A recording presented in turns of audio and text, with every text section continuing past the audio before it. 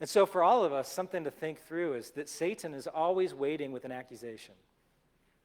Satan is always waiting with an accusation. And I can think of how this happens in two different forms, in your life and my life. I mean, one of them is like a simple, like, just not enough. You're not enough. You're not smart enough. Sometimes you feel that way, like you have a new opportunity at work, but you're like, I don't know, I shouldn't do that. I'm not smart enough. This other guy has a degree. I don't have a degree. I'm not smart enough. You're not eloquent enough. I'm saying, hey, next week, open mic, testimony time. All of you have an opportunity. I don't really talk in front of people. I'm not eloquent enough.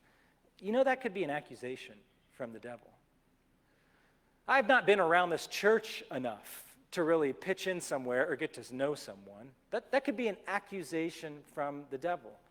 I'm not pretty enough to ever get married. I'm not thin enough or athletic enough to make it on the team. I mean, these not enoughs come up in our heads all the time. I don't know what your not enough is, but on the count of 3, let's all shout them out, right? But you have them. I have them. Not enough. Satan is always waiting with an accusation. Where do you feel like it's not enough? You're not enough. You're not enough. Just know that that is an accusation. There might be a grain of truth there, but a lot of it's a lie. Don't buy the lie. There's another part where Satan works too, and I find this one just really tricky. If they only knew. If they only knew. You hear that voice in your ear, if they only knew. Both Margot and Scott's testimony had, if they only knew. I'm going up front. If they see me, their eyes open. If they only knew, I tried to take my life. No, they wouldn't like me. If they only knew, if they only knew, if they only knew. You ever said that? Like some of you might be looking forward to sports, to the NFL season starting. Not because you love sports, but because you have gotten addicted to fantasy football. And you and a group of buddies always put a lot of money on it. And so you're kind of addicted to money too. And if they only knew, if they only knew, if they only knew that you had this like addictive personality.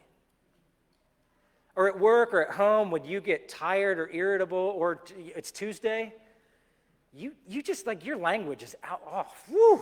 You'd say things that make your grandmother roll over in her grave. If they only knew I talked like, if they only knew, if they only knew, if they only knew. You're starting to like someone and you find out like she wants to go out with you, but you've had some broken relationships. You have a divorce in your background. If she only knew, if she only knew, if she only knew. We drive this junky minivan, right? It's got a huge dent. Everybody knows we got in a crash, right? We can't hide it. Sometimes my daughters are like, drop us off far away. If my friends only knew that we're driving this thing. Oh, they know. You can hear it from a mile away. They know. But you may not know how we got in that accident. There's a lot of shame with things like this, right? Just think about this. What if this was the scenario? I was driving, and man, I really wanted some music. So as I was driving, I reached down underneath the car seat to get my favorite Michael Bolton CD so I could jam to Michael Bolton. And then I got in a crash. I wouldn't tell anybody that. You like Michael Bolton and have a CD player in your car? What? So I would be too ashamed to share that, right? It's kind of funny, right? This is probably more likely, though, if you've been in an accident recently and it was your fault. Ding, the phone. Oh, you glanced down. You glanced up. There was a car right in front of you. You didn't have time. Boom. Well, that's kind of, you're not supposed to text and drive. You're not supposed to pay attention to your car while you're driving. You probably wouldn't want to tell too many people that. You might feel ashamed at that. And the accuser says, yeah, you're that person. But it could be worse for you. You could have actually been under the influence of some sort of substance, and that's why you got in your accident. Or you hadn't slept for like 2 days because other things going on in your life, because you video game all night, and you can't stay awake when you drive. Do you want to tell people that? Listen, the accuser is going to use stuff like that all the time. If they only knew, if they only knew, if they only knew, if they only knew. God knows, and we are supposed to be God's missionaries on this world. If someone tells you a story like that, don't shame them.